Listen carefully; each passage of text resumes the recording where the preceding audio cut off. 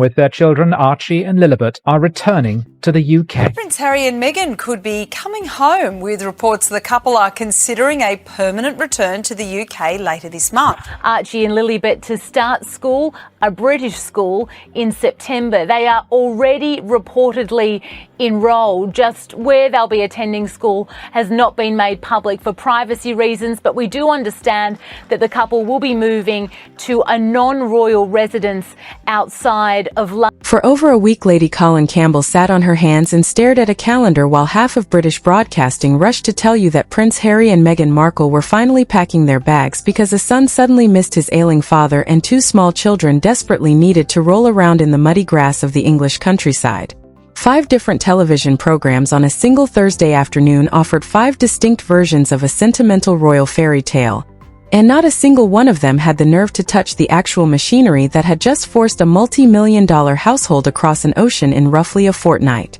Lady C does not do sentiment, and she certainly does not do PR fiction. Her position, delivered after days of absolute silence while she waited for traceable confirmation straight out of America, is that nobody uproots an entire life in Montecito because they suddenly woke up missing the gloomy weather in Berkshire. According to sources she describes as official and completely traceable, a high-stakes meeting took place on the 11th of August involving federal authorities looking directly at the documentation Prince Harry submitted back in 2020, when he was first securing his legal right to reside in the United States. When you publish a best-selling memoir detailing your past recreational habits in unvarnished first-person detail, and then hand immigration authorities a legal file that sits completely crosswise to those admissions, you are no longer dealing with a simple public relations headache. You are dealing with a jurisdiction that does not care who your grandmother was, what titles are printed on your stationery, or how many lucrative streaming deals you managed to blow through. That is precisely what was happening behind the polished doors of Montecito, while the world was being fed a carefully packaged fairy tale about family reunions and missing grandfathers. When you pull back the curtain on the Grand California experiment, you find a ledger that reads like a masterclass in financial self-sabotage and administrative corner-cutting. Robert Jobson pointed out with characteristic bluntness that the massive legal bill stemming from Harry's unsuccessful high court challenges landed like clockwork just 48 hours after the return announcement hit the newspapers, proving once and for all that a press office working to a strict deadline will always choose the sentiment of a homecoming to bury the crushing reality of an invoice. The grand illusion of the streaming empire had spent the better part of a year quietly unraveling behind closed doors, while everybody was busy looking the other way. The multi-million-dollar Spotify deal came and went without a whir, leaving executives wondering what exactly millions of dollars bought, when 0 completed projects ever materialized to show for it. The much-heralded Netflix arrangement produced a solitary documentary and a rather underwhelming cooking program before the commissions cooled off entirely, and the second series failed to land with anyone outside their own payroll. The lifestyle brand that was supposed to save the day and revolutionize modern commerce instead left tens of thousands of unsold jars gathering dust in a dark warehouse, while basic candles and matches retailed for figures that made even the most sympathetic observers wince and question the sanity of the marketing department. Tom Bauer noted with clinical precision that the outgoings were staggering, with multiple luxury properties running simultaneously across continents, while the actual income streams dried up to a pathetic trickle. And then there is the absolute masterclass in calendar mathematics that Nimish Shah of Blick-Rothenberg uncovered. A piece of tax engineering so breathtakingly precise that it turns a frantic international flight into a masterclass in dodging the tax man. Britain has a strict 6-year tax rule designed specifically to prevent wealthy expatriates from gaming their residency.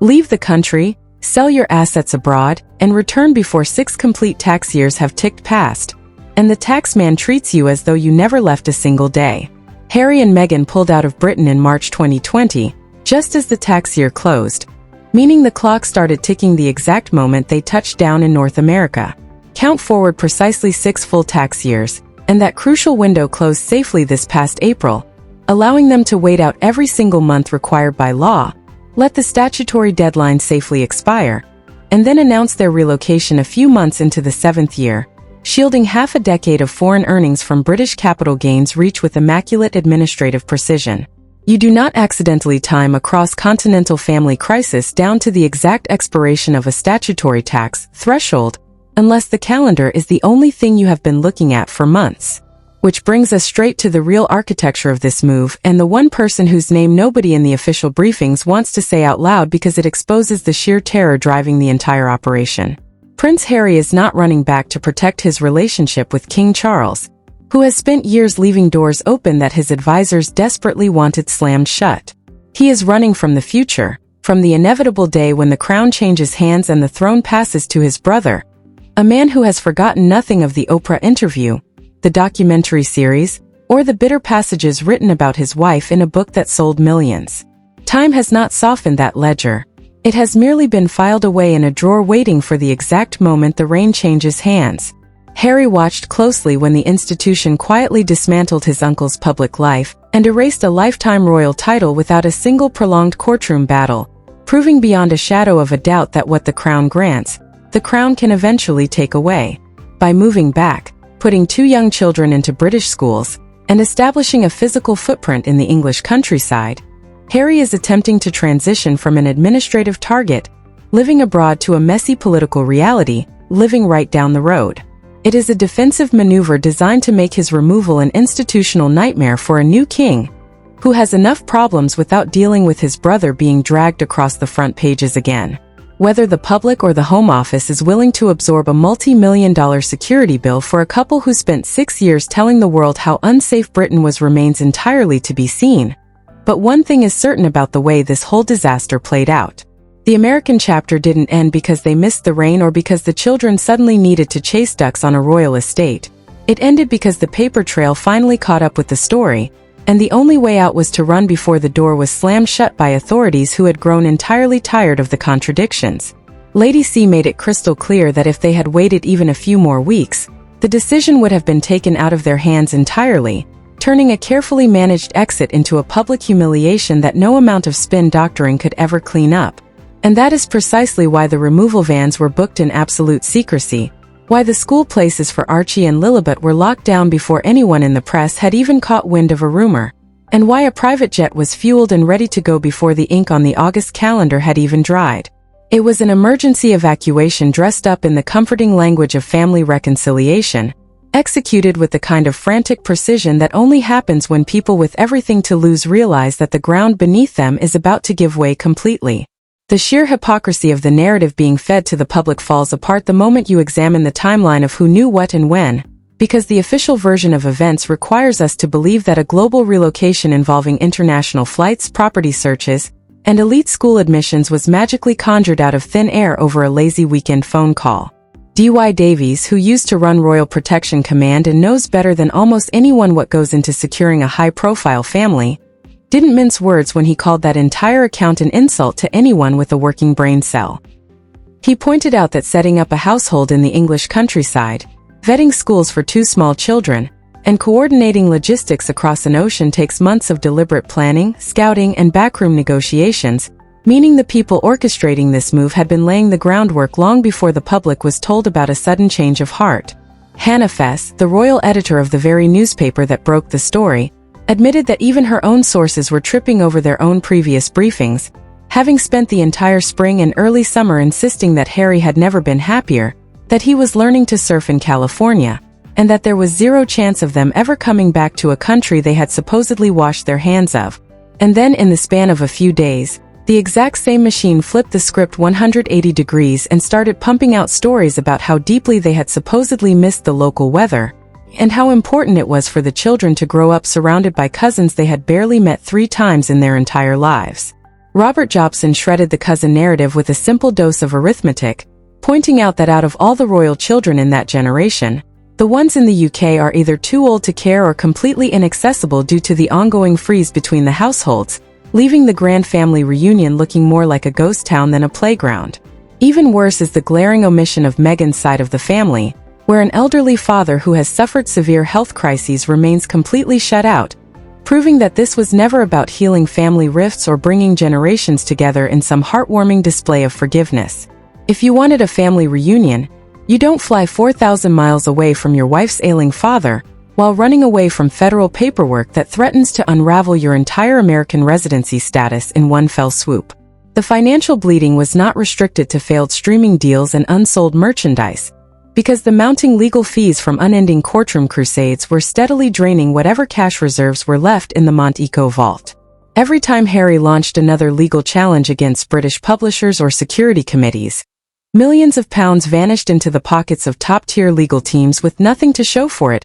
except a string of expensive defeats and a growing mountain of court costs. The Daily Mail case was supposed to be the glorious redemption arc where Harry slayed the dragon, pocketed a massive payout, and proved to the world that he was right all along, but instead he walked away with a crushing defeat and a crippling bill that landed on his desk like a wrecking ball. That loss was the exact moment the wheels came off the operation, according to Neil Sean, because it stripped away the last remaining fantasy that they could fund their lavish lifestyle through high-profile litigation against the British media. The Montecalvo mansion, once touted as the crown jewel of their independent empire, is now reportedly being scaled back with staff told that things are being trimmed down, which is corporate speak for an exit strategy in motion. They are keeping the California property on the books for now because selling it in a hurry would signal absolute defeat, but the reality on the ground is that the monthly upkeep of maintaining multiple luxury estates across the globe has become an unsustainable nightmare. Add in the newly acquired property in Portugal and the brand new estate in the English countryside,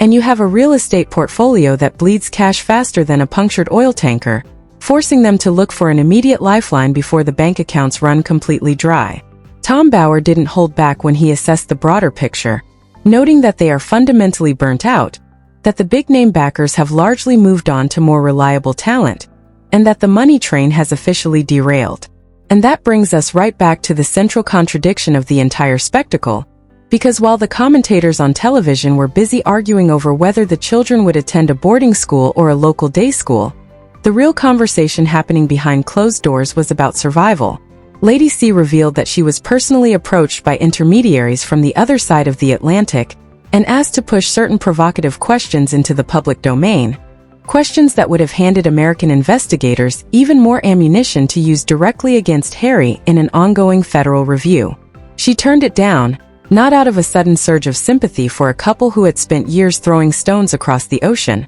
but because she recognized that weaponizing the situation further would trigger a catastrophic collapse that would leave nobody standing. Most men wouldn't want to have anything to do with Meghan at this point, she observed, arguing that Meghan is effectively stuck in the corner she painted herself into, and as long as she refuses to let go of the control, Harry is dragged down right along with her. The tragic comedy of the situation is that Harry spent his entire post-royal life trying to prove he was the master of his own destiny, only to find himself trapped by the very narrative he manufactured and the very paperwork he signed when he first touched down in Freedom Land. The irony is almost too heavy to bear, because the radical transparency he tried to sell in his multimillion-dollar memoir is precisely what tripped the wire in Washington, proving that sometimes telling your truth to the highest bidder comes with a federal invoice you never expected to pay. Tom Sykes uncovered the fact that Tom Bauer's reporting and the actual property inquiries in the Cotswolds matched up as far back as April, meaning the contingency plan had been sitting in the drawer collecting dust,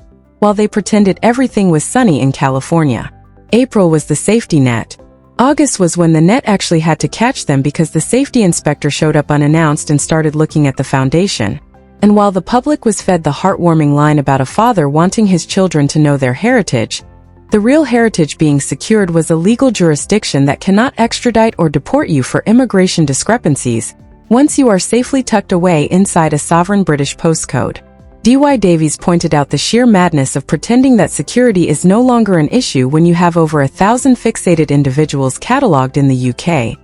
and polling showing 85% of the public viewing your return with active hostility. You cannot scream from the rooftops for 4 solid years that your family is in mortal danger every time you cross the border, and then suddenly snap your fingers and declare that everything is fine now that the tax year has rolled over and the visa forms are being scrutinized. The cognitive dissonance required to swallow that pill would break a normal human being, but the PR machine behind the Sussexes has never let a little thing like consistent facts get in the way of a good rebranding exercise. The question that every serious journalist should be asking is not why they decided to come back in August, but why they waited until every single penny of the American adventure had been squeezed dry and every legal avenue in London had hit a brick wall. Robert Jobson called it Regrets-it, a brilliant evolution of the original Megxit portmanteau, because every single promise made during that breathless Oprah interview has collapsed under the weight of its own impracticality. They promised financial independence but ended up looking for state-funded security.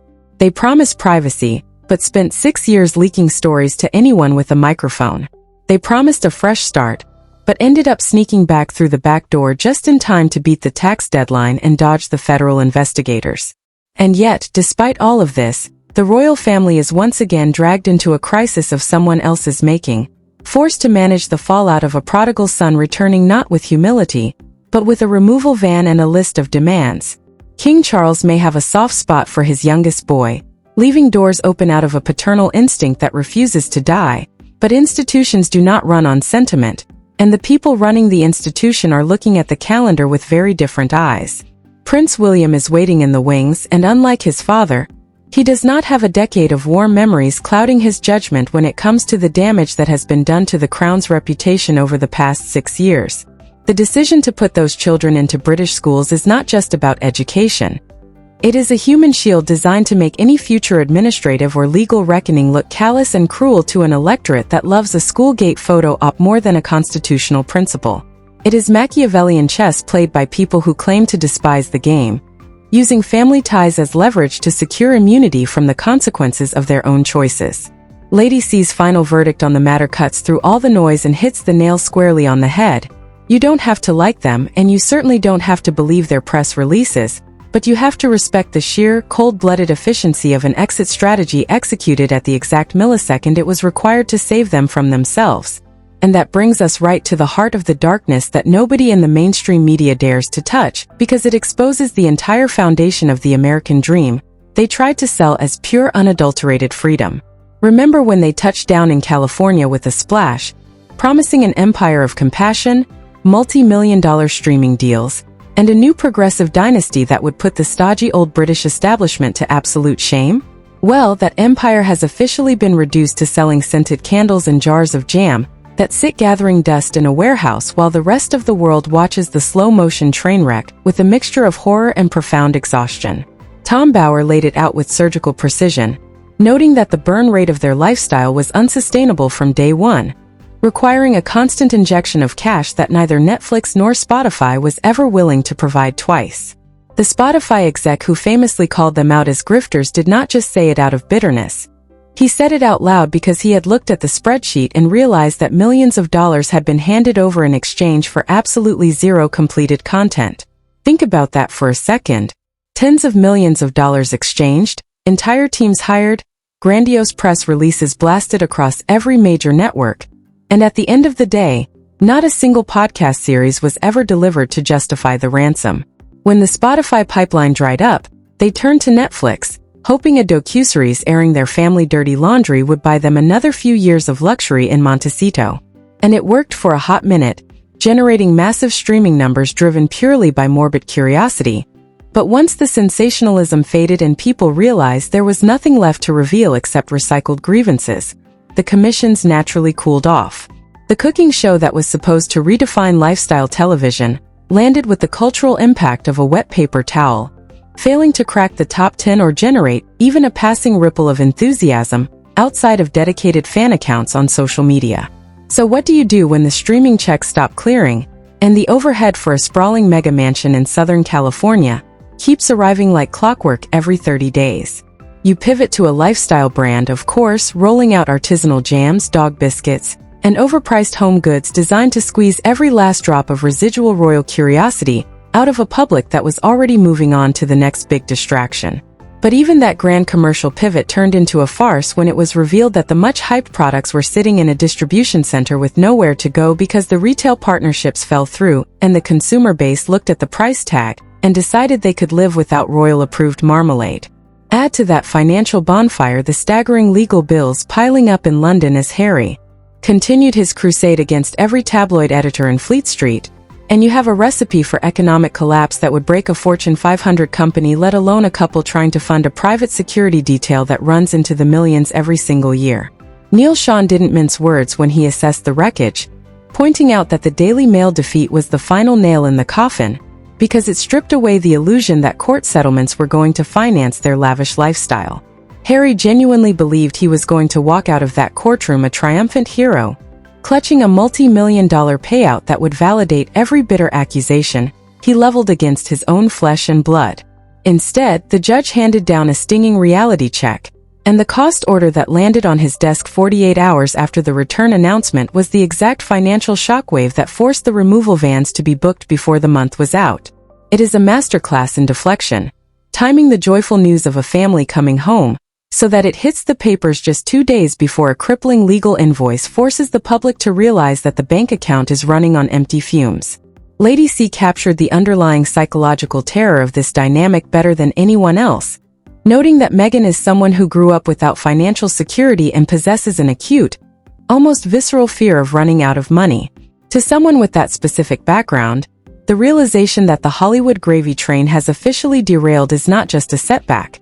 It is an existential crisis that triggers immediate, radical action regardless of what was said in previous press briefings, which completely shatters the sentimental narrative that they woke up one morning, looked at each other, and decided to pack up the kids because they suddenly missed the soothing sound of British rain pattering against a cottage roof. Nobody uproots 2 toddlers, books international removal services, and secures secret school places across an ocean in a mere 14 days because of a sudden wave of nostalgia or a longing to attend local village fetes. They did it because the financial walls were closing in, the legal safety net in America was fraying at the seams, and the tax calendar had finally ticked over to the exact magical day that allowed them to slip back across the border without handing half their accumulated wealth over to the British taxman. Nimish Shah pointed out that this 6-year tax rule is so fiercely guarded, and so precisely structured that missing it by even a single week would have subjected every single dollar earned in the United States to severe capital gains scrutiny upon return. The timing of their departure in March 2020 right as the tax year closed was either the luckiest coincidence in human history or the opening move in a meticulously calculated long-term exit strategy. Count forward 6 complete tax years, let every single month tick past with the precision of a Swiss watch, and then execute the return just a few months into the 7th year, leaving the British tax authorities completely empty-handed. That is not the behavior of a couple acting on a spontaneous emotional impulse sparked by a weekend phone call from an ailing father. That is the cold, calculated execution of a financial contingency plan designed to protect every last penny while pretending to embark on a humble journey of family reconciliation. And the press machine played its part with stunning choreography, rolling out exclusive after exclusive across competing newspapers within the exact same hour to ensure the narrative was locked down before anyone could ask the obvious, uncomfortable questions about visas, tax thresholds, and impending legal invoices. Hannah Fess noted with quiet skepticism that even the reporters who broke the story were given talking points that directly contradicted everything those exact same sources had been whispering into phones just weeks prior. One week you are told that Harry has never been happier, that he is learning to surf in the warm California sun, and that Britain is a distant, unpleasant memory he has completely erased from his mind. The next week you are hit with a deluge of breathless copy about how the children are desperate to play in English meadows, and how nothing matters more to the exiled prince than being close to his homeland. You cannot maintain that level of cognitive dissonance without assuming the audience has the memory span of a goldfish, which is precisely why commentators like D.Y. Davies were left shaking their heads in absolute disbelief. A man who spent 4 decades managing royal protection and assessing high-level security threats knows better than anyone that moving a high-profile family into the public eye requires months of meticulous advance work, site surveys, threat mitigations, and logistical coordination. The idea that you can wake up on a Sunday, decide to move back to the UK, and have school places secured, houses scouted, and removal vans scheduled by Tuesday is an insult to basic operational reality. Tom Sykes added another layer to the puzzle by digging up previous reports from the spring which revealed that inquiries regarding Cotswolds properties and local schools had already been quietly initiated months before a single word of this supposed emergency move leaked to the public. Set those 2 timelines side by side and the entire official story crumbles into dust. If they were already looking at houses and schools back in April, then the August federal meeting in America wasn't the moment they started thinking about leaving. It was the moment they realized they had to pull the trigger on an escape hatch that had been sitting in the drawer collecting dust for months. Lady C's sources nailed the sequence of events with terrifying clarity, explaining that the meeting with federal authorities on the 11th of August was the earthquake that shook the foundations of their American life, prompting an immediate evacuation before formal proceedings could make the separation permanent and irreversible. Think about the legal peril of writing a tell-all memoir where you casually confess to recreational substance use during your youth, and then realizing that immigration forms demanding absolute truth on those exact same topics are sitting in a federal archive waiting for someone in power to cross-reference the pages. When an organization like the American think tank pushes through the courts to make those files public, you are no longer fighting a PR skirmish in the pages of glossy magazines. You are standing in the crosshairs of a federal jurisdiction that does not care about your royal lineage, your Netflix contract, or your self-righteous speeches about global mental health. The choice they faced was brutally simple and entirely devoid of romantic gray areas. Pack your bags and walk away voluntarily while you still retain the illusion of control, or wait around for a formal administrative step that turns your departure into a humiliating televised spectacle watched by millions of people who have been waiting years to see the mighty fall. They chose to run, sprinting for the private jet with removal quotes in hand and school applications finalized in absolute secrecy, because running home to the protection of a sovereign British postcode is infinitely preferable to being escorted across an American tarmac by federal agents. And that explains why the king's supposed blindness to the whole affair rings so hollow to anyone who understands how institutions actually operate behind closed doors. The idea that the monarch of the United Kingdom and the future king were utterly blindsided by a royal relocation that involves security protocols, diplomatic notifications, and estate management is a fairy tale designed to keep polite fictions intact while the real adults in the room handle the fallout. Elsa Anderson, drawing on her deep experience as press secretary to the late Queen, pointed out that the July tea meeting between father and son was never a casual social catch-up with no business attached. It was a high-stakes stress test where the terms of engagement were laid out on the table. You do not sit down with the King of England after years of public vitriol and media warfare just to chat about the weather and swap gardening tips. You go there because you are mapping out a contingency plan and checking to see if the door left slightly ajar is still wide enough to squeeze through when things start collapsing across the Atlantic. And Charles, driven by a father's enduring weakness for a son who knows exactly which emotional buttons to push, left that door open just enough for a removal van to drive straight through it. But while Charles may be willing to forgive and forget in the twilight of his reign, the rest of the institution is operating on an entirely different wavelength, acutely aware of the constitutional tremors this sudden homecoming is about to unleash across the entire realm. Prince William is watching every single chess move from a position of cold, unyielding clarity, fully cognizant of the fact that his brother's return is not an act of repentance or a humble desire to serve the crown, but a calculated defensive maneuver designed to shield himself from future accountability. Look at what happened to Prince Andrew when the institution decided it had had enough of the scandals and the persistent reputational damage. His titles were stripped, his taxpayer-funded security was yanked away, and he was quietly relegated to historical irrelevance without a single prolonged constitutional crisis or public trial. Harry watched that brutal masterclass in institutional self-preservation with absolute terror, realizing that if they could do that to an actual working senior royal who had spent decades serving the firm, they could certainly do much worse to a spare who had spent 6 years weaponizing his royal status for personal financial gain. So what is the ultimate insurance policy against a future king who has forgotten nothing and forgiven zero? You put 2 royal-blooded children into British schools, establish a permanent residence in the countryside, and make yourself a daily fixture of the domestic landscape so that any future attempt to remove or marginalize you becomes a messy public relations nightmare for the crown. It is human shield politics of the highest order, wrapping personal survival in the warm, fuzzy imagery of school gates and children playing cricket, daring the institution to look like the bad guy for enforcing the boundaries that were so gleefully trampled over during the Montego years. And D.Y. Davies drove that point home with devastating statistical precision by reminding everyone that over 1,000 fixated individuals remain catalogued in the UK, with a significant percentage representing a credible, active threat to high-profile royals walking the streets without elite protection. Polling data released that very